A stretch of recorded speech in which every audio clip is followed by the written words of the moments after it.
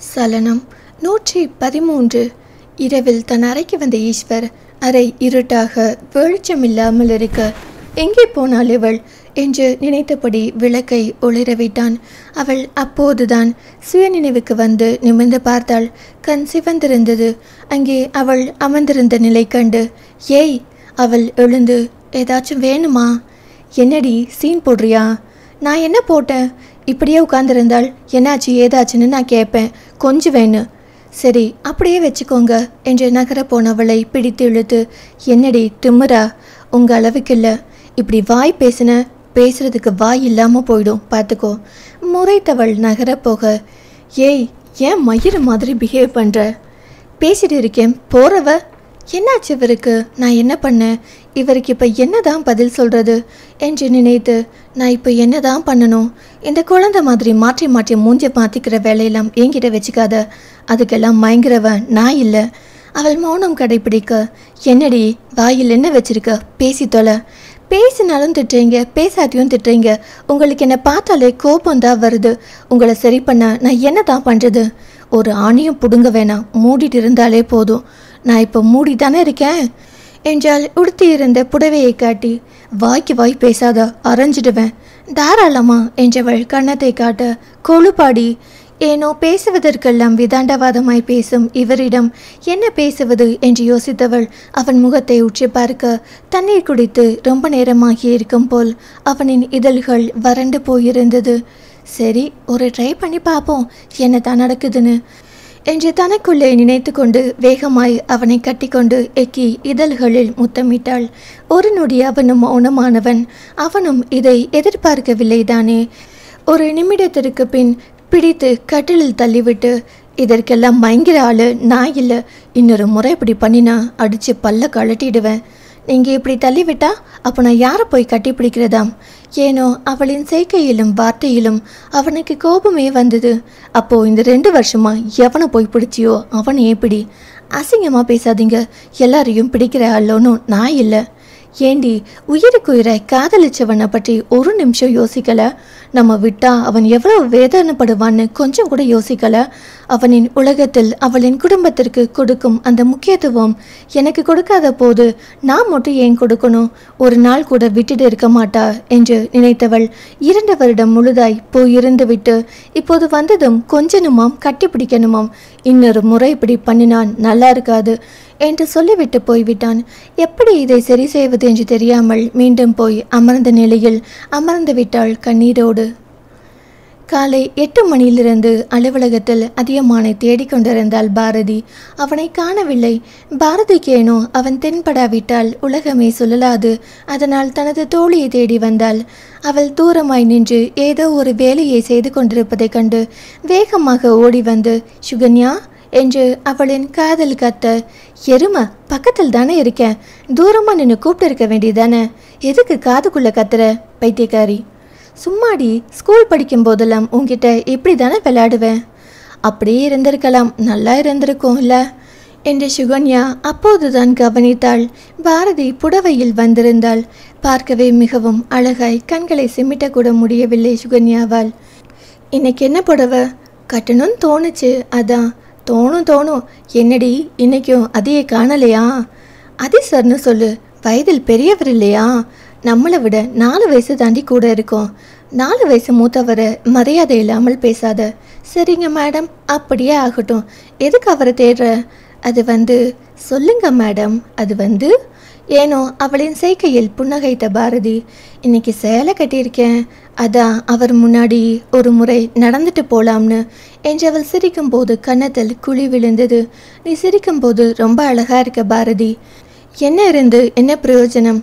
Okay இப்போ எதுக்கு பழசெல்லாம் பேசிட்டு உன் ஆளை பார்க்கணுமா? அவர் பொது கன்ஸ்ட்ரக்ஷன் பக்கத்தில் நின்று பார்த்துட்டு இருக்கார். ஓகேடி என்று ஓடி போனவளின் கையை பிடித்து, வேணாம் பாரதி, உன் வாழ்க்கையில் அதிசர் உனக்கு எப்போவுமே கிடைக்க மாட்டார். அவர் எதுக்கு எனக்கு கிடைக்கணும்? எல்லாரும் கோவிலில் போய் சாமியை கும்பிட தானே செய்வாங்க. தனக்கு வேணும்னு யாரும் வீட்டுக்கு எடுத்துட்டு வரலையே. அதற்கு மேல் சுகன்யாவுக்கு பதில் சொல்ல தெரியவில்லை. என்றாள் கவலையுடன். ஏ சுகன்யா, டோன்ட் ஃபீல் டியர். நீ என்ன நினச்சி கவலைப்படாத. அப்புறம் நீ யாரையோ லவ் பண்ணுறேன்னு தெரியுது. அது யாருன்னு தான் எனக்கு தெரியலை. ஆனால் ஒரு நல்லவனை பார்த்து லவ் பண்ணு, அதுதான் நல்லது என்று சொல்லிவிட்டு தான் நேசிக்கும் அவனை காண புள்ளிமான் போல் துள்ளி குதித்து ஓடினாள். சேலையை தூக்கி கொண்டு அவள் ஓடும் அழகை படம் பிடிக்கத்தான் அங்கு யாரும் இல்லை. ஒருவேளை பிடித்து ஒரு கவிதை புத்தகத்தின் அட்டை படத்தில் போட்டிருந்தால் கண்டிப்பாக அவளின் கால்களை காண்பதற்காகவே புத்தகங்கள் விற்றிருக்கும். அங்கே அலுவலகத்தில் பெண்களுக்கென புதிதாக கேன்டீன் கட்டி கொண்டிருந்தனர். கிட்டத்தட்ட பாதி பணிகள் நடந்து கொண்டிருக்கும் தருவாயில் அதை ஒவ்வொன்றாய் பார்த்து கொண்டு நின்றிருந்தான். அவன் முன்புறம் திரும்பி கட்டுமான பணிகளை பார்த்து கொண்டிருக்க ஏனோ அவன் முதுகு பகுதி மட்டுமே தெரிய பாரதிக்கு அவன் முகம் தெரியவில்லை.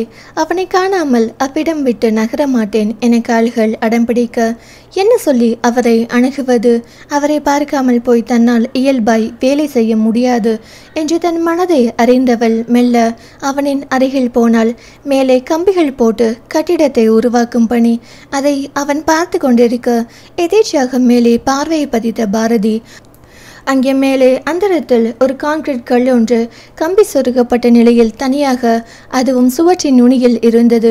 அதுவும் ஆடிக்கொண்டே எப்போது வேண்டுமானாலும் கீழே விழும் நிலையில். ஐயோ, மேலே போவோர் யாரேனும் தெரியாமல் தட்டினாலே முதுகில் இரும்பு ரோடு ஏறி பதம் பார்த்து விடுமே. பயந்து போனவள் என்ன செய்வது என யோசிக்கும் போதே மேலே பொருட்களை எடுத்து செல்லும் ஒருவர் அதை கை தவறி தட்டிவிட அது கீழே நோக்கி சரிந்தது. ஐயோ, எது நடக்கக்கூடாதுன்னு நினைத்தோமோ அது நடந்துடுச்சேன்னு பின்னாடி இருந்து வேகமாய் ஓடி வந்து அவன் கையை பிடித்து இழுத்து அந்த பக்கம் தள்ளிவிட்டாள்.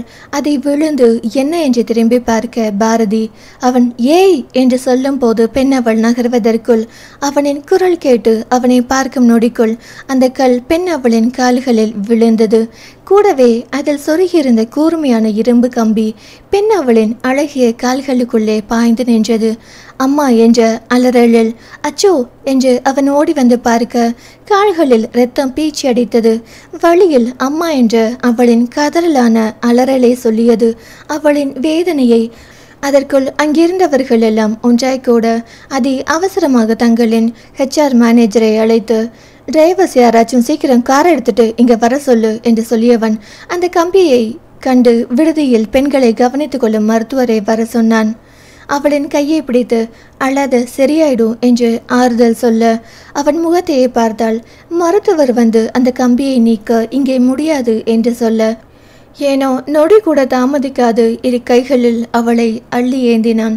காயம் அவளை காயப்படுத்தினாலும் வலி தாங்காமல் கண்கலங்கினாலும் அவன் கைகளில் ஏந்திய போது மனதை ஏதோ ஒன்று மயிலிறகால் வருடியது போல் மகிழ்ந்து போனாள். கார் வந்து நின்ற போது பெண் அவளை காருக்குள் கிடத்தினான். அவளின் கால்களை கண்டு அப்படியே விட்டு செல்ல மனமில்லை. கூடவே தனக்கு நேர வேண்டியதை அவள் அனுபவிக்கிறாள் என்பதால் பின்னிருக்கையில் அமர்ந்து அவளின் கால்களை மடியில் வைத்து அசையாமல் பிடித்து கொண்டே ஓட்டுநரிடம் கோயம்புத்தூர் போங்க என்றதும் வாகனம் மருத்துவமனையை நோக்கி சீறி பாய்ந்தது. தான் நேசிக்கும் தெய்வம் ஏனோ தன் கால்களை மடியில் சுமந்தபடி வருவதை கண்டு, சார் காலை கீழே விடுங்க. ஏமா நீங்க போய், நானும் மனுஷன்தாம்மா. அப்புறம் எனக்கு வேண்டியதை நீ தடுத்திருக்க. இது எனக்கு நடந்திருந்தால் உங்களுக்கு அப்படியெல்லாம் நடக்காது சார்.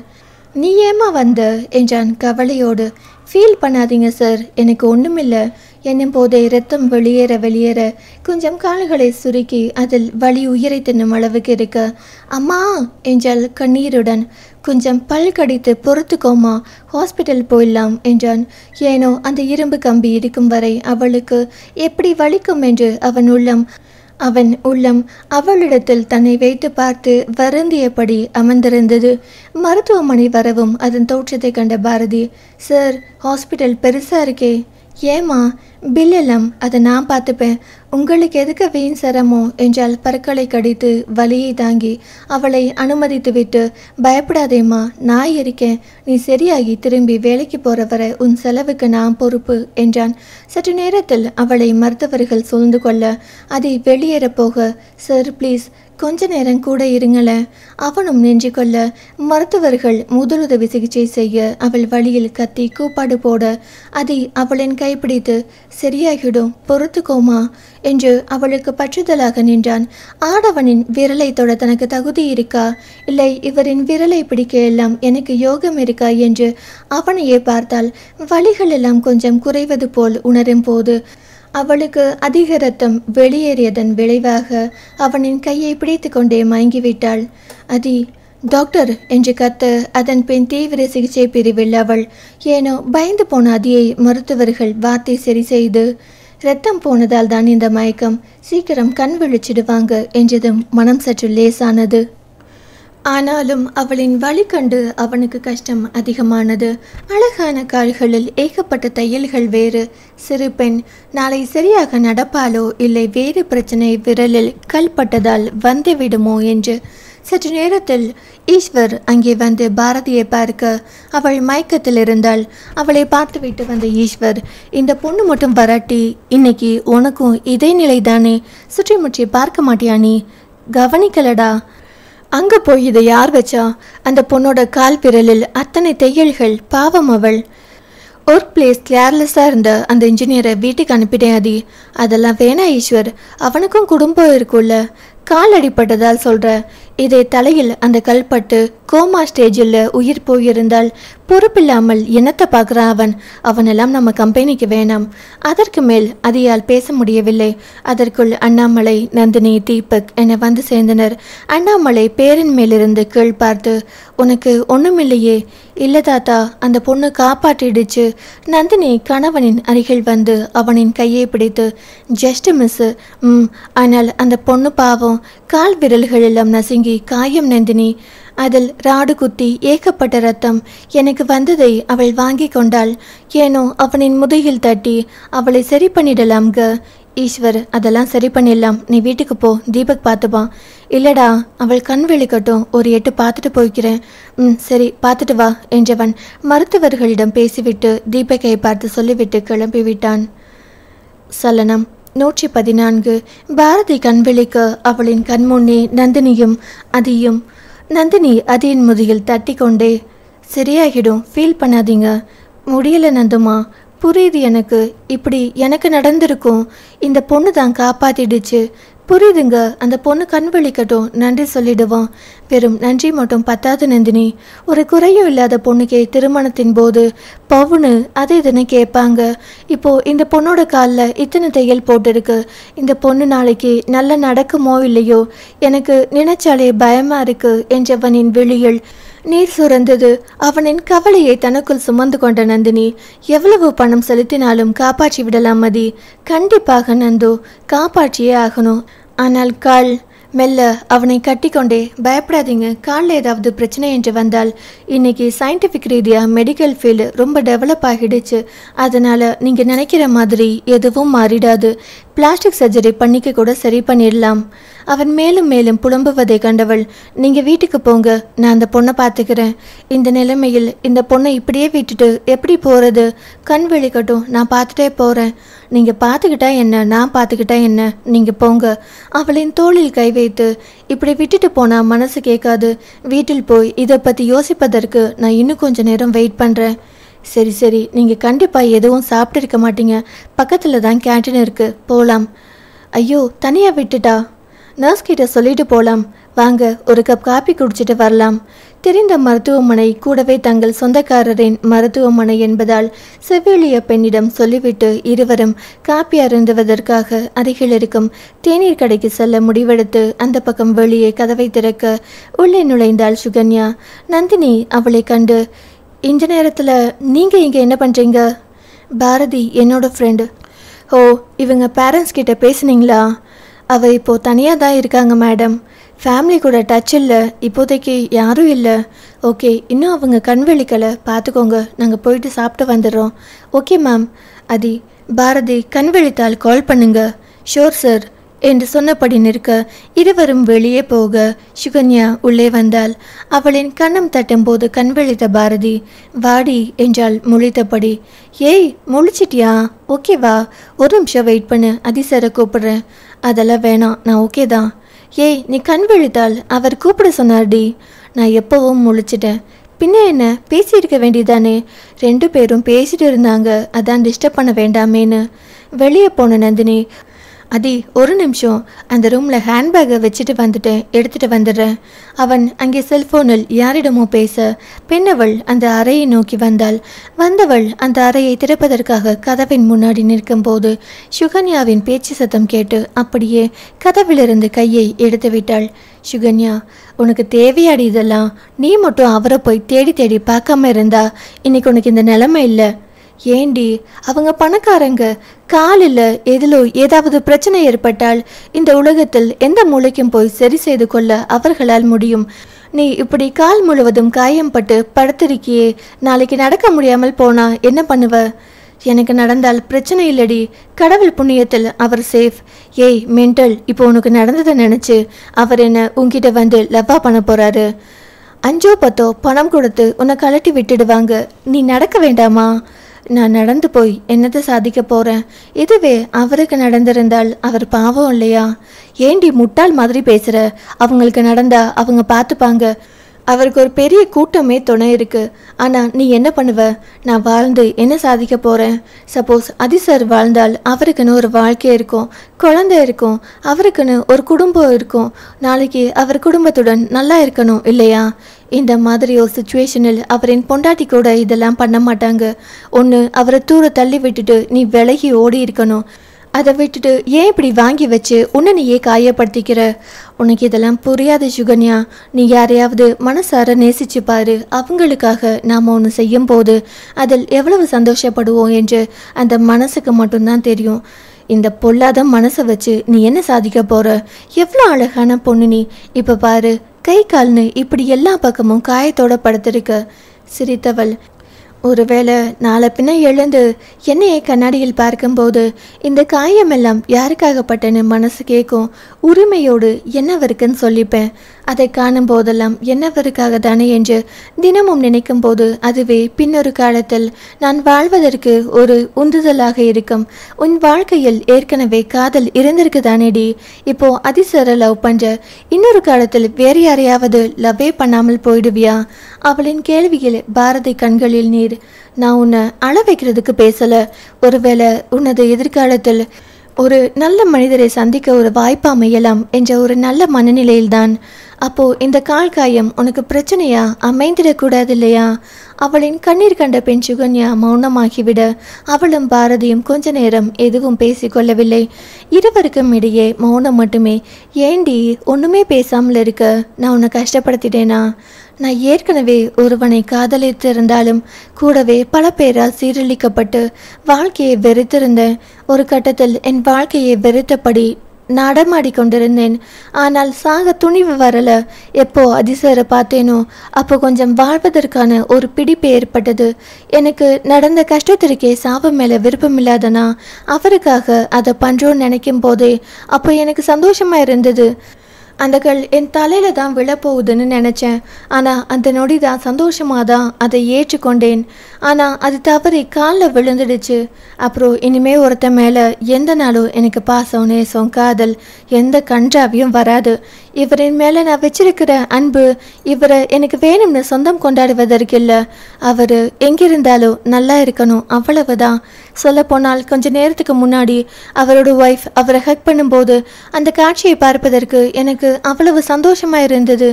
ஏன்னா என்னவர் என் கண்ணு முன்னாடி சந்தோஷமா இருக்கார் என்பதுதான். நமக்கு பிடிச்சவங்க நம்ம கண்ணு முன்னாடி நல்லா இருக்கிறத விடவா ஒரு சந்தோஷம் இருந்துட போகுது. சுகன்யாவுக்கு என்ன பேசுவதென்று தெரியவில்லை. அவள் செய்கைக்கெல்லாம் ஒரு காரணம் கற்பிக்கும் போது தோழியாய் கூட அவளை கடைந்து கொள்ள முடியாமல் அவளின் கைகள் பிடித்து கண்ணீர் சிந்தி கொண்டு அமர்ந்திருந்தாள். உண்மையாய் நேசிப்பவர்களை உலகம் அழ வைக்கும் என்பதற்கு முதல் சாட்சி என்னுடைய தீபக், 2ஆம் சாட்சி பாரதி. இருவரின் உரையாடல்களையும் கேட்டு முடித்த நந்தினி அப்படியே திரும்பும் போது அங்கே மார்பின் குறுக்கே கைகளை கட்டி அதிகமாக நின்றிருந்தான். அவர்கள் பேசியதையெல்லாம் கேட்டபடி கூடவே அவன் கண் கலங்கி இருந்தது. நந்தினி அவன் அருகே போய் அவன் விரல்களை பிடித்து கொண்டு அவனை பார்த்து, ஏன் அலறீங்க? இந்த பொண்ணு என்னை காப்பாற்றுவதற்காக வந்துதான் அடிபட்டு இப்படி படுத்திருக்கிறாள் என்று நினைச்சு வருத்தப்பட்டேன். ஆனா எனக்கு வரத அதுவே போய் வாங்கிக்கும் போது அப்படி என்ன இவளுக்கு நான் செஞ்சிட்டேன். கூடவே என்னை இப்படி நேசிக்கிற ஒரு பொண்ணுக்கு இப்படி ஆகிடுச்சேன்னு நினைக்கும் போது ரொம்ப கஷ்டமா இருக்கு நந்தினி. மனித மனம் நுட்பமான உணர்வு சிக்கல்களுக்கு ஆளாகும் போது அது படும் வேதனையை சொல்லி மாளாது.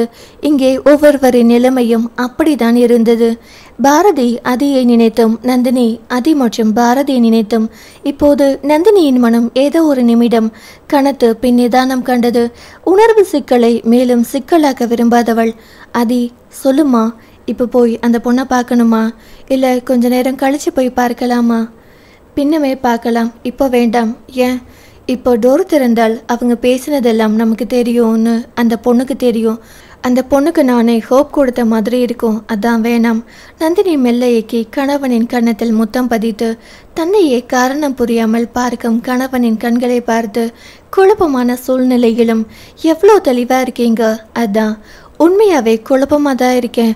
ஆனால் நான் எப்போதுமே நந்தினியின் கணவன் தான், அதில் மாற்றமில்லை என்றவன் வெளியே அழைத்து சென்றான் தேநீர் அருந்த. வீட்டுக்கு வந்த அண்ணாமலை அங்கே அஞ்சு சோர்வான முகத்துடன் தனியாக இருப்பதைக் கண்டு, ஈஸ்வரங்கம்மா மேலே ரெஸ்ட் எடுக்கிறாங்க, அவன் அறைக்குள் இந்த பொண்ணு வெளியவா, இன்னும் இவர்களுக்குள் ஒன்றும் உடன்பாடில்லை போலும் என்று நினைத்தவர் அன்று இரவு பேரனிடம் வந்து, ஈஸ்வர் சொல்லுங்க தாத்தா, நீயும் அஞ்சலியும் ஹனிமூன் ட்ரிப் போயிட்டு வாங்கப்பா. இப்போ எதுக்கு தாத்தா? 20 போனால்தான் ஹனிமூன், 60 போனால் அது டூர். தாத்தா, அந்த பொண்ணு தவறே செய்திருந்தாலும் இப்போ உன் கூட வந்து வாழுது. நேசிப்பவர்களுக்கு நாம் கொடுக்கும் மிக பெரும் தண்டனையே நாம் காண்பிக்கும் வெறுப்பும் கடைப்பிடிக்கும் மௌனமுமே போதும். அவர்களை கொஞ்சம் கொஞ்சமாக கொன்று மனப்பிறழ்வுக்கு ஆளாக்கிவிடும். நாளைக்கு நிச்சயமில்லா வாழ்வுப்பா. தேனிலவு கூட்டிட்டு போ, சந்தோஷமா வாழ்ற வழிய பாரு, நாளைக்கே டிக்கெட் எடுக்கிறேன் என்றார் பேரனின் வாழ்வை சீராக்கும் பொருட்டு. சலனம் 115. அதியும் நந்தினியும் பார்வதியை பார்த்துவிட்டு வீட்டிற்கு வந்தனர். இப்போது ஆண் மனதில் ஒரு புயல். ஒரு பெண் தன் நேசத்தை காட்ட எந்த எல்லைக்கும் போவாளா? இவளை எப்படி ஹேண்டில் பண்ணுவது? அவளின் எதிர்காலம் என்ன? அவளின் கனவுகள் என்ன? அவளை இந்த மாய உலகிலிருந்து எப்படி மீட்பது? கூடவே என்னையே நேசிக்கும் நந்தினிக்கு இது கஷ்டமாக இருக்கும் இல்லையா? நந்தினி என்ன நினைப்பாள்? நந்தினிக்கும் கஷ்டமாயிருக்கும். படித்த பெண் என்பதால் மனதுக்குள் இருப்பதை என்னிடம் வெளிக்காட்டாமல் இருக்கிறாளோ? இதையெல்லாம் பற்றி இப்படி யோசித்து கொண்டிருக்கும் போது அவன் முகத்தில் சிந்தனை ரேகைகள் படர்வதை கண்ட நந்தினி, என்னாச்சுப்பா, யோசனையெல்லாம் தீவிரமா இருக்கு. பார்வதி பற்றி தான் நினச்சி வருத்தப்படுறீங்களா? சரி பண்ணிடலாம் மதி, நான் இருக்கேன் இல்லை, நான் அவளை பார்த்துப்பேன், அவளுக்கு நல்ல வாழ்க்கை அமைத்து கொடுப்பேன், டோன்ட் வரி. பயமாக இருக்கு நந்தினி. எதுக்கு? அந்த பெண்ணால் நமக்கு எதுவும் பிரச்சனை வந்துடுமோன்னு. கணவனின் முகம் பார்த்து, நமக்குள்ள எதுக்கு அப்படி வரப்போகுது? நான் ஏன் பிரச்சனை பண்ண போகிறேன்? ஒரு பொண்ணை சும்மா பார்த்தாலே வீட்டில் பிரச்சனை வெடிக்கும். அவள் வேறு என்னை நேசிக்கிறாள், அப்போ உனக்கு கோபம் வரும்ல. நான் ஏன் கோபப்படணும்? புரியல நந்து. என் புருஷன் சரியா இருக்கும்போது நான் ஏன் கோபப்படணும்? அதி அவளையே பார்த்து, என் மேலே அவ்வளோ நம்பிக்கையா? அப்படி உனக்கு நம்பிக்கை வர அளவுக்கு நான் என்னமா பண்ணேன்? நிறைய பண்ணியிருக்கேங்க, இனிமேலும் பண்ணுவீங்க. அவ்வளோ நம்பிக்கையா உனக்கு என் மேலே? ஆமாம் என்று தலையாட்ட அவளின் உச்சி நெற்றியில் முத்தம் வைத்து கொண்டே, எனக்கு உனக்குள்ளே நீங்கள் ஏதாவது நினச்சிப்பீங்களோன்னு பயமாக இருந்தது. இப்போ தெளிவாகிடுச்சு. அந்த பொண்ணையும் இனி தெளிவாகிடலாம். அவள் தெளிவாகிறாளோ இல்லையோ அவளை பார்த்துக்க வேண்டியது ஏன் பொறுப்பு. உனக்கு வருத்தமோ கஷ்டமோ இல்லையா? என்ன கஷ்டம், என்ன வருத்தம்? அந்த பொண்ணு மேல் நான் ஏன் கஷ்டப்படணும்? நிஜமா நந்தினி, நிஜமாதான். நீங்கள் என்னை விரும்பாட்டி நான் எல்லாமே படணும். இப்போ கூட என் மனசு எதிலும் கஷ்டப்பட்டுடக்கூடாதுன்னு யோசிச்சு பேசுகிறீங்க. என்னோட புருஷன் எனக்காக இருக்கும்போது நான் யாருக்காக வருத்தப்படணும்? அப்புறம் இவ்வளோ ஒரு நல்லவனை பார்த்தா எல்லாருக்கும் லவ் வரத்தானே செய்யும். நான் அவ்வளவு நல்லவனெல்லாம் கிடையாது. எனக்கெல்லாம் சிறந்த வாழ்க்கை இருக்குமான்னு தெரிய கேள்விக்குறி எனக்குள்ள ஒவ்வொரு நைட்டும் ஓடிட்டே இருக்கும். ஆனால் என்னோட இரவுகள் கூட ஒளிமயமாகினதுக்கு ஒரே ஒருத்தி தான் காரணம். யார் அந்த ஒருத்தி? அவ என் பொண்டாட்டி. மெல்ல அவனை கட்டிக்கொண்டு, நான் அந்த பொண்ணு அளவுக்கெல்லாம் உங்களை விரும்புகிறேனான்னு கேட்டால் தெரியாது. நான் அந்த பொண்ணு வந்ததுக்கு அப்புறம் தான் உங்களை இன்னும் லவ் பண்ணணும்னு தோணுது. நந்துமா, இந்த முட்டாளை கூட நீ வந்து தான் கொஞ்சம் தெளிவாக்கி அறிவாக்கின. நான் எந்த தெளிவும் ஆக்கலை, அறிவும் ஆக்கலை. நீங்களாவே தான் இருக்கீங்க. அப்படி இல்லை, முன்ன எனக்கு எதிலும் ஒரு தெளிவு இருக்காது. மனசு எதையோ ஒன்று நினச்சி பயந்துக்கிட்டே இருக்கும். ஆனால் இப்போது அப்படி இல்லை. நீ என் வாழ்க்கைக்குள் வந்த பிறகு, முக்கியமாக எனக்குள்ளே வந்ததுக்கு அப்புறம் நான் ரொம்ப ஸ்ட்ராங்காக தெளிவாக யோசித்து ஒவ்வொரு வேலையும் ரொம்ப பர்ஃபெக்டாக பண்ணுறேன். நீ வேணா ஈஸ்வர்கிட்ட கேளு. முன்ன என்னோட வேலைக்கும் இப்போ என்னோட வேலைக்கும் அவ்வளோ கிராஜுவிட்டி. அவனை இறுக்கி கட்டிக்கொண்டு, நீங்கள் இப்படியே இருங்க பாரதியை நான் பார்த்து சரி பண்ணுறேன், குழப்பிக்காமல் போய் தூங்குங்க என்று கணவனின் தலையை தட்டி கொடுக்க அவளும் அவனின் மடியில் படுத்தே உறங்கிவிட்டான். ஏனோ அவளின் மடியில் படுக்கும்போது அவனுக்கு மனக்குழப்பமே ஏற்படவில்லை. தன் மனைவி துணையிருப்பாள் என்ற நம்பிக்கையில் அவனுக்கு ஆறுதல் சொன்னாலே தவிர அவள் மனம் சமாதானமே அடையவில்லை. எதிலும் அண்ணன் கம்பியை உயர்த்தணும் என்று அங்கு போனது தவறு என்று பெண்மனம் அறிவுறுத்தியது. தன்னோட பொருளை இன்னொருத்தர் சொந்தம் கொண்டாட வரும் வரை அந்த பொருளின் விலை மதிப்பு தெரியாது என்பது போல்தான் பாரதி என்னும் பெண்ணை சந்திக்காத வரை அதியமான் என்னும் ஆணின் மதிப்பு அவள் அறியாத போயிருந்தால் போலும். இதுவரை ஒரு கணவன் மனைவிக்குள் இருக்கும் ஒரு இணைப்பு மட்டுமே இருந்தது. இப்போது தன் காதல் பெரிதா அவள் காதல் பெரிதா என்னும் பட்டிமன்றம் நடத்தும் அளவுக்கு மனப்போராட்டம் அவளுக்குள் நடந்து கொண்டிருந்தது. இது உணர்வு சிக்கல்கள். அவளையும் சரி பண்ணணும். தன் கணவன் மனதிலும் இன்னொரு பெண்ணின் பிம்பத்தை பதிய விடவும் கூடாது. என்ன பண்ணலாம் என்று யோசிக்கும் போதுதான் குழந்தை பற்றிய சிந்தனை வர, ஏனோ தானோ என்று இருந்த இரவுகளை இனி ஏகாந்தமாக்க முடிவு செய்தால் 24 மணி நேரத்தையும் இனி அவனுக்காக மட்டுமே செலவு செய்ய திட்டம் வகுத்தாள். இனிமேல் பாரதியை பார்த்து அவளின் கால்களை சரி பண்ணி அவளின் வாழ்க்கையை சீராக்கும் வரை தனக்கு நிம்மதி இல்லை என்று உணர்ந்தவளுக்கு உறக்கம்தான் இல்லாது போனது. ஏனோ சீராக போய்கொண்டிருக்கும் வாழ்க்கையில் போராட்டம் என்னவோ பெண் உருவத்தில் வந்திருப்பதை பெண்ணவள் உணர்ந்த நொடி அவளுக்குள் காதல் ஊற்றி பெருக்கெடுத்து கொண்டிருந்தது. இரவில் ஈஸ்வர் அஞ்சுவிடம், நாளைக்கு கொடைக்கானல் போகணும், ட்ரெஸ் எடுத்து வை. எத்தனை நாளைக்கு? என்னவெல்லாம் எடுத்து வைக்கணும்? பீரோவை தூக்கிட்டு போயிடலாமா? பெண்ணவள் என்ன என்பது போல் பார்க்க, என்னடி முழிக்கிற? பிஸ்னஸ் டூரா? எப்போ வருவீங்க? அதுக்கு ஏற்ற மாதிரி எடுத்து வைக்கணும்ல, அதான் கேட்டேன். 2 நாளைக்கு எடுத்து வை, உனக்கும் சேர்த்து. நான் எதுக்கு? அவன் ஒரு புருவத்தை உயர்த்தி முறைப்பது போல் பார்க்க, கொடைக்கானலுக்கு நான் எதுக்கு என்றாள் அவனையே பார்த்து. ஓடி பிடிச்சி விளையாட. ஹோ, இங்கே இல்லாத இடம் கொடைக்கானல் இருக்கா? வாய் கூடி போச்சா? எடுத்து வைனா எடுத்து வை. இப்போ திடீர்னு கொடைக்கானலுக்கு எதுக்கு? இங்கேயும் தனியாக தான் இருக்கேன், அங்கேயும் தனியாக தான் இருக்க போகிறேன். இங்கேயாச்சும் ஏதாச்சும் வேலை இருக்கும், டைம் கொஞ்சம் போகும். அங்கே நான் என்ன பண்ணேன்? வந்து என் மூஞ்சியை உற்று பாரு, அதை இங்கேயே பார்த்துட்டு போகிறேன் என்றாள் அந்த அறையில் இருந்து அவன் புகைப்படத்தை காட்டி. இப்போ வர முடியுமா முடியாதா? ஏனோ இங்கே படுத்தாலும் அங்கே படுத்தாலும் தனியாக தான் படுக்கணும், நான் இங்கேயே படுத்துட்டு போகிறேன். ஹோ மேடம், ஒன்றா படுத்தாதான் கூட வருவீங்களோ?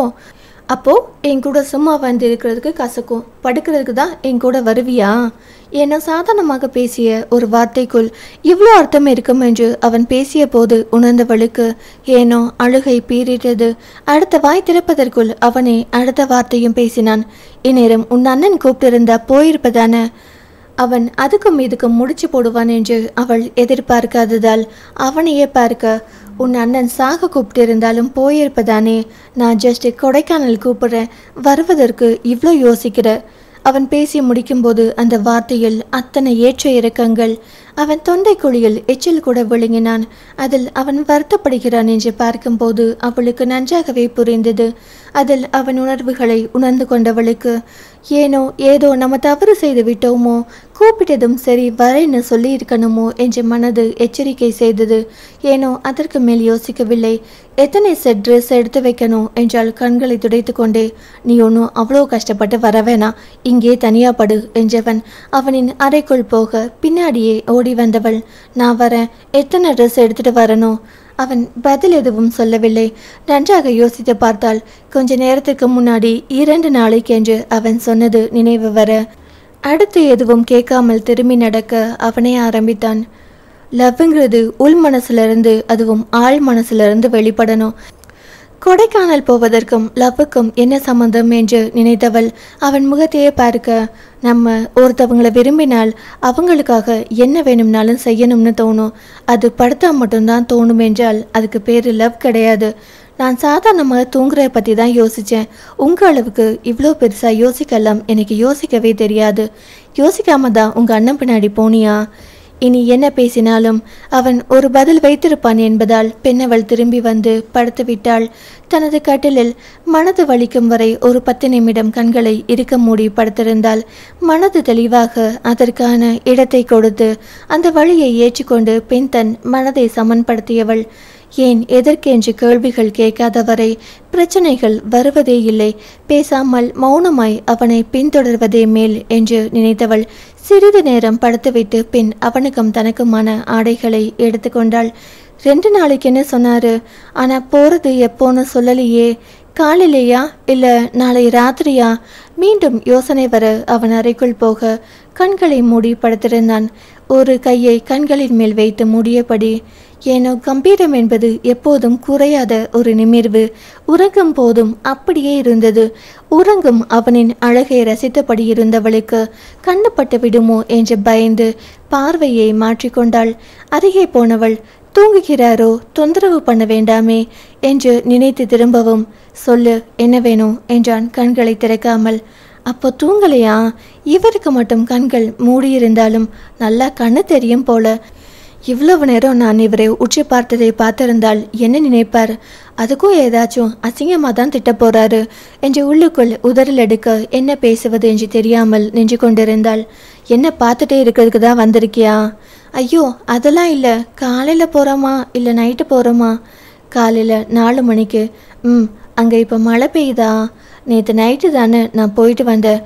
அதனால் எனக்கு அங்கே என்ன சீசன் கரெக்டாக தெரியும் இல்லையா? ஏண்டா கேட்டோம் என்று நினைத்தவள் திரும்பி வந்து தனது செல்போனில் கொடைக்கானல் தற்போதைய சீதோஷண நிலையை ஆராய்ந்தாள். இப்பொழுது மழை சீசன் என்பதால் அவனுக்கான ஸ்வெட்டர், ரெயின்கோட், சால்வே எல்லாம் எடுத்து வைத்து பின் கொஞ்சம் உறங்கி காலையில் 3 மணிக்கு எழுந்து கிளம்பி அவனை எழுப்புவதற்காக அறைக்குள் போக அவனும் எழுந்து தயாராகி அமர்ந்திருந்தான். அந்த அதிகாலை பயணத்திற்கு இருவரும் தயாராகி கீழே வரும் பொழுது அன்னலட்சுமி இருவருக்கும் காப்பி கொடுக்க வாங்கி கொண்டார்கள். நந்தினி தங்கையை கட்டிக்கொண்டு அவளின் காதுக்குள் வரும்போது பெட்டராவா? கொடைக்கானல் உனக்கு ஒரு நல்ல மாற்றத்தை கொடுக்கும். ஏனோ அந்த வார்த்தை அவளுக்குள் ஒரு சக்தியை உருவாக்க புன்னகையோடு அக்காவிடம் விடைபெற்று வாகனத்திற்குள் ஏறி அமர்ந்தவள் தனது குலதெய்வம் மட்டுமல்ல ஊரில் இருக்கும் அனைத்து கடவுளையும் வேண்டிக் கொண்டாள். எனது வாழ்க்கை இனிமேல் இனிமையாக தொடங்கணும், எல்லா பிரச்சனையும் முடிந்துவிடணும் என்று வாகனத்தை ஓட்ட ஆரம்பித்தவன் பாட்டு போட முதலில் ஒரு சாமி பாட்டு. அது ஓடி முடிந்ததும் அடியே அடியே இவளை, அடி ஏன் வாழ்க்கை பாழாக்க பிறந்தவளே, அத்தி என்ன இது ஆரம்பமே இப்படி அமர்க்கலமாக இருக்கு என்று நினைத்தவள் வேகமாய் பாட்டை மாற்ற அவனுக்கு சிரிப்பு வந்தது. அதை அவள் அறியா வண்ணம் பார்வையை வேறு பக்கம் திருப்பி மறைத்து கொண்டான். சலனம் 116. கொடைக்கானல். அவனோடு நீண்ட இடைவெளிக்கு பிறகு ஒரு நெடுந்தூர பயணம். இருவரும் பேசிக்கொள்ளவில்லை. ஆனால் அங்கே ஒரு ரம்யமான சூழ்நிலை. அருகாமையை ரசித்தபடி வந்தவள் எப்போ வரும் கொடைக்கானல்? ஏன் போர் அடிக்குதா? இல்லை கேட்டேன், வரும்போது வரும். ஏண்டா கேட்டோம் என்று நினைத்து ஜன்னல் பக்கம் பார்வை திருப்பிக் கொண்டாள். ஏன தூரல் அங்கெங்கே இருந்தாலும் ஒரு இதமான குளிரில் கொடைக்கானல் போகும் வழியில் உள்ள இயற்கை தாய் படைத்துள்ள அழகை காண 2 விழிகள் போதாது போல். ஏனோ இதமான குளிர் இப்போது அதிகமாகி உடலை துளைப்பது போல் இருக்க குளிரை போக்க தனது துப்பட்டா கொண்டு உடலை மூடிக்கொண்டாள். இவருக்கு குளிராதா? ஏன் இந்த குளிரில் கூட வண்டியில் ஏசியை ஓட விட்டிருக்கிறார் என்று பார்த்தவளின் மனமோ இந்த குளிருக்கு டீ குடித்தால் நன்றாக இருக்கும். ஆனால் கேட்கத்தான் மனம் வரவில்லை. முன்னெல்லாம் முகம் பார்த்தே பசிக்குதா என்று கண்டு கொண்டவர், கேட்காமலே சாப்பாடு வாங்கி கொடுத்தவர் இப்போ கொஞ்சமாச்சும் என்னை பார்க்கிறாரா? இனிமேல் இவர் தன்னை கண்டுகொள்ளவே மாட்டாரோ என்று உள்மனம் அவளை கேள்வி கேட்டது. அவளின் குளிர் பார்த்தவன் குளிருக்கிதமாக தேநீர் குடித்தால் நல்லா இருக்கும் என்பதால் ஒரு நல்ல கடை வரும் வரை காத்திருந்தவன் அதன் பின் வாகனத்தை நிறுத்தினான். பரவாயில்லையே அஞ்சு, இவருக்கு இன்னும் அந்த ஈரம் மனசுக்குள் இருக்கு பாரு என்று நினைத்து கொண்டவள் குழந்தை போல் காரை நிறுத்தியதும் துள்ளி குதித்து இறங்க குதித்ததும் பொத்தென்று விழுந்தாள். நல்ல வேளை அது சின்ன குழிதான். எங்கே இறங்கியவளை காணோம் என்று எட்டி பார்த்தவன் அவள் தட்டி மூக்கி மேலே வருவதை கண்டதும் சிரித்து விட்டான். ஐயோ அஞ்சு, நம்ம பொழப்பு சிரிப்பா சிரிக்கும்போது இதை பார்க்கவா விழுந்து தொலைக்கணும் என்று நினைத்தவள் எதுவும் நடவாதது போல், ஆமாம், எந்த டீ கடைக்கு? உங்கள் அப்பா நீங்கள் வாங்கி வச்சிருக்காருல அந்த டீ கடைக்கு என்று ஒரு மண்சாலை மேட்டின் மேல் நடக்க ஆரம்பித்தான். அவள் அந்த மேட்டின் மேல் நின்று பார்க்க அத்தனை கடைகள் வரிசை கட்டி இருந்தது. அது ஒரு இறக்கம். அவன் போகும் கடை மேட்டில் இருந்தது. அவளை பார்வையாளியே வா என்றதும், எத்தனை கடை இருக்கு, அதெல்லாம் விட்டுட்டு மேட்டு மேலே இருக்கிற கடைக்கு ஏன் போகணும் என்றபடியே அவனை பார்க்க, என்னடி லுக்கு, வா. எதுக்கு மேட்டுக்கு மேல் நடக்கணும்?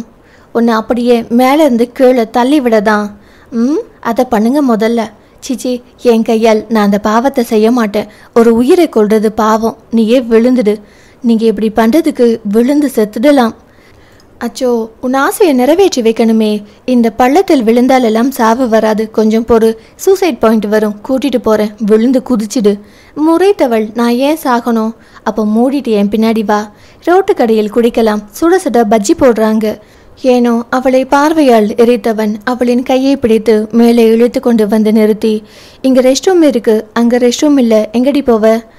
ஆமால, எனக்கு ஏன் இந்த யோசனை தோணவே இல்லை? தனக்கு தானே சொல்லிக்கொண்டு அதன் பின் அவள் அமைதியாகிவிட, ஹோட்டல் வந்த பின் என்ன சாப்பிட்ற? எனக்கு ஃபுட் வேணாம். பின்ன காப்பி பஜ்ஜி தான். வெறும் வயிற்றில் யாராவது பஜ்ஜி சாப்பிடுவாங்களா? நான் சாப்பிடுவேன். அதுதான் பார்த்தாலே தெரியுது என்றான் நக்கலாக. நான் ஒன்றும் குண்டு கிடையாது, எனக்கு பஜ்ஜி வேணும். பஜ்ஜி என்ன எண்ணெயில் போட்டாங்களோ பரவாயில்ல. ஏ லூசு, அவங்க ஒரே எண்ணெய் திருப்பி திருப்பியும் பயன்படுத்தினால் அது உன் உடம்பை தான் பாதிக்கும். ஒரு நாள் தானே. ஏனோ அவளின் நலன் கருதியே அவளிடம் கேள்வி கேட்டது.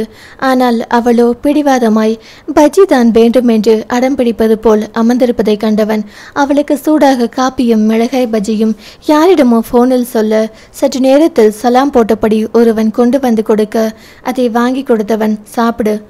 ஏனோ நீர்வீழ்ச்சியின் அழகை அருகில் இருந்து ரசித்தபடி சாலையோர கடையில் வாங்கி சாப்பிடும் பஜ்ஜியை தான் அவள் மனம் விரும்பியது. இருந்தாலும் இது கிடைத்ததே போதும் என்று வாங்கி கொள்ள ஈஸ்வர் தனக்கு ஏனோ இட்லி மட்டும் வாங்கி சாப்பிட்டான். எங்கே வந்தாலும் இந்த இட்லியே பிடிச்சிட்டு தொங்குறது, அப்படி என்ன தான் இதில் இருக்குமோ என்று நினைத்தவள் அவன் முகத்தையே பார்த்தாள். அவன், என்னடி, ஒன்றுமில்லையே, பஜ்ஜி போதுமா இல்லை இன்னும் 10 வேணுமா? சாப்பிடுவதற்கு கிண்டல் பண்ணுறாரா இல்லை உண்மையாகவே அக்கறையோடு வாங்கி தரேன்னு சொல்கிறாரா என்ற யோசனையோடு, போதும் போதும். சாப்பிட்டு முடித்ததும் அவளையும் கிளப்பி கொண்டு தங்க போகும் ஏரியாவுக்கு வந்தனர். மலைகளின் நடுவே ஒரு காடு, அதுவும் பசுமை நிறைந்த காடு. அதற்குள் ஒரு சின்ன வீடு பார்க்க அழகாக இருந்தது. கீழேயும் மேலேயும் உள்ள ஒரு வீடு, கூடவே மாடி. வீடு என்னவோ அந்த காலத்து வீடு, அதுவும் கொஞ்சம் மட்டும் மாற்றம் செய்யப்பட்டு புதுப்பிக்கப்பட்டு இருந்தாலும் ஒரு குடும்பத்தார் மட்டுமே குடித்தனம் நடத்தும் அளவுக்கு அது சிறிய வீடுதான். அந்த காடு பார்த்து, ஏங்க இன்னும் கொடைக்கானல் நெருங்கவில்லையா? கொடைக்கானலில் தான் இருக்கும். அப்புறம் என் காட்டுக்குள்ளே கூட்டிகிட்டு கொண்டு வந்து வச்சுருக்கீங்க. மிருகங்களை ஊருக்குள்ளே விடக்கூடாதுன்னு சட்டம் இருக்குது. எந்த மிருகம்? எல்லா மிருகமும் தான். ஹோ என்றவளுக்கு ஒரு நிமிடம் கழித்து தான் புரிந்தது அவன் தன்னை தான் கிண்டல் செய்கிறான் என்று. நிமிர்ந்து முறைத்தவள், என்னை பார்த்தா மிருகம் மாதிரி இருக்கா உங்களுக்கு? உனக்கு இப்படியெல்லாம் பேசினா புரியுமா என்ன? நான் ஒன்றும் மக்கு இல்லை. சரிங்க அறிவாளி, போய் ரெஃப்ரெஷ் ஆகுங்க. எங்கே போகிறோம்? எங்கேயும் போல. அப்புறம் எதுக்கு ரெஃப்ரெஷ்? அழுப்பு தீர குளிச்சா நல்லா இருக்கும். பெண்ணவளின் வயிற்றில் கடகடன்னு சத்தம். என்ன இப்படி என்று யோசிக்கும் போதே வயிறு கலக்க கழிவறை நோக்கி ஓடினாள். போய்விட்டு வந்தவள், இவருக்கு இருக்கும் வசதிக்கு எப்பேற்பட்ட ஹோட்டலும் வாங்கி விடலாம். இவர் ஏன் இங்கு வந்திருக்கிறார் என்று யோசித்து கொண்டே வந்தவளுக்கு கேட்க பயமாக இருந்தது. அங்கே ஒரே ஒரு அறை, கூடவே கழிவறை வசதியுடன் அறையை ஒட்டி பால்கனி, ஒரு அடுப்படி. படுக்கை அறையில் அமர்ந்து கொண்டே பால்கனி வழியே பார்த்தால் கொடைக்கானல் மலையின் அழகும் அதன் ரம்யமும் அருகே இருப்பவர்களை கட்டி போட்டுவிடும். அப்படி ஒரு அழகு. ஏங்க, என்ன, ஏன் ரிசார்ட் போல? ஏன் மகாராணி ரிசார்ட்டில் தான் தங்குவீங்களோ? ரிசார்ட்டில் நிறைய பேர் இருப்பாங்க, ஆனால் இங்கே யாரையுமே காணோம். இங்கே கொஞ்சம் பேர் தான் இருக்காங்க. ஒர்க் முடிச்சுட்டு போகிறப்போ சொல்லிட்டு போக வருவாங்க பாரு. இது உங்களுக்கு தெரிஞ்ச இடமா? யாரோடது? தாத்தாவுடையது. ஓ, நம்மளோடதா? அந்த வார்த்தை அவனை கொஞ்சம் மயக்கியது போல். நம்ம ஃபேமிலிக்கு இந்த சின்ன வீடு பத்தாதே, பெருசாக கட்டியிருக்கலாமே. இது பாட்டியின் விருப்பப்படி கட்டப்பட்டது. பாட்டி என் தாத்தா மட்டும் வந்து தங்குற மாதிரி கட்டப்பட்டது. அந்த காலத்து வீடா? பாட்டியின் அம்மா வீடு. தாத்தா அதிக நாள் பிஸ்னஸ் என்று அலைவதால் பாட்டி ரொம்ப தனிமையால் வருத்தப்பட்டாங்க. அப்போ பாட்டி கூட தாத்தா மட்டும் தங்கணும் என்பதற்காக, கூட யாரும் வரக்கூடாது என்பதற்காக கட்டப்பட்ட சின்ன வீடு. ஹோ, பாட்டி சூப்பர் என்றவள். இதற்கு முன்பு யாரோ வீடு என்பது போல் பார்த்தவள் இப்போது தங்களுடையது என்றதும் இன்னும் கவர்னத்துடன் பார்த்தாள். இன்னும் கொஞ்ச நேரத்தில் மீண்டும் வயிறு கலக்க அவள் அடி ஒரு முறை பாத்ரூம் சென்று வருவதை கண்டவன் ஸ்டொமக் அப்செட். அப்பவே சொன்னேன்ல, ஏன் மிளகா பஜ்ஜி அவ்வளோ சாப்பிட்ற? அதனால் தான் தெரியுமா உங்களுக்கு என்றாள் கடுப்புடன். ஏ லூசு, நீ என்ன பேபியா? நம்ம வந்த இடம் குளிர் பிரதேசம், அப்போ உடம்பில் ஹீட் இருக்கும். கூடவே நம்ம வாங்கின கடையில் சுத்தமாக பண்ணினாங்களான்னு தெரியாது. கூடவே லாங் டிரைவ் பண்ணி வந்திருக்கோம். உன் உடம்பில் ஹீட் ஏறிடுச்சோ என்னவோ. இதெல்லாம் இயல்பு. வந்த அன்னைக்கு எதையும் லைட்டாக தான் சாப்பிடணும். ஹெவி ஃபுட் உடம்புக்கு சேராது என்றவள் மீண்டும் கழிவறை நோக்கி செல்ல. போயிட்டு வா, ஹாஸ்பிட்டல் போகலாம். அதெல்லாம் வேணாம், வரைக்கும் வரட்டையும் குடிச்சா சரியாயிடும். நீ படிச்சியா இல்லை வேற என்ன கிழிச்ச? ஏன்? இது காடு, கொஞ்ச நேரத்தில் இருட்டிடும். ஓயாமல் பாத்ரூம் போகிற. உன்னோட உடம்பில் இருக்கும் நீர் ஃபுல்லாக வெளியேறினால் அங்கே என்ன இருக்கும்? உடம்பில் குளுக்கோஸ் லெவல் குறைஞ்சி மயக்கம் போட்டு விடுவ. சீக்கிரவா. ஏனோ அவர் சொல்வதை கேட்டே விடலாம், இல்லாட்டி அதே போல் நடந்துவிட்டாள். அந்த பயத்தில் அவனோடு கிளம்பினாள் மருத்துவமனைக்கு. அவன் சொன்னது போல் ஃபுட் பாய்சன் ஆகியிருந்தது. நான் எல்லாம் சொன்னா யார் கேட்குறா என்றான் நக்கலாக. வீட்டுக்கு போலாமா என்றவள் முன்னே நடக்க. திமிர் உடம்பெல்லாம் என்றவன் வார்த்தைகள் காதில் விழுந்தும் கண்டு கொள்ளாமல் முன்னே நடந்தாள்.